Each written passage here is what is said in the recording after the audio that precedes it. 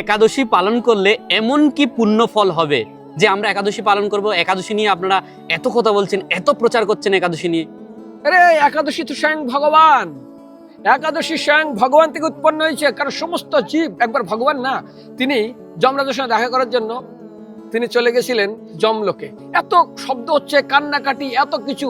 তো ভগবান বিষ্ণু বলছে এত কান্নাকাটি কেন? বলে প্রভু, এই যে সমস্ত পাপী লোকগুলো পঞ্চশস্য অর্থাৎ একাদশীর দিনে মাছ মাংস বিশেষ করে ভাত ডাল সবজি খেয়েছে, তাদেরকে এখানে পানিশমেন্ট দেওয়া হচ্ছে। একাদশীতে এগুলো খেলে পাপ করা হয়, সেই জন্য। তা বলে আচ্ছা তাহলে এদের উদ্ধারের পথ? বলে উদ্ধারের পথ জানেন, আপনি নিয়ম করেছেন একাদশীতে পঞ্চশস্য খেলে তারা পাপ করবে, তারা নরক আসবে, তারা নরকে এসছে।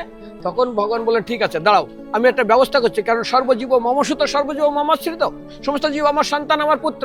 সঙ্গে সঙ্গে ভগবান ধ্যানস্থ হলেন, তার শরীরে একটা নারী উৎপন্ন হলো, সেই নারীর নাম হলো একাদশী। আর এই দিনে উৎপন্ন হয়েছিলেন বলে এই ব্রত যদি কেউ করে অনায়াসে তারা বৈকুণ্ঠে চলে যাবে। ভগবান নিজেই বলছেন, বিষ্ণু আমি না। সেই জন্য একাদশী পালন করলে অবশ্যই তারা ভগবানের কাছে যাবে। আর বিষ্ণু ভগবান নিজে বলেছেন, নিজের শরীর থেকে একাদশী ব্রতকে একাদশীকে উৎপন্ন করেছেন, সেজন্য আমরা করবেন, অনায়াসে ভগবত ধামে বৈকুণ্ঠে যেতে পারবেন। হরে কৃষ্ণ।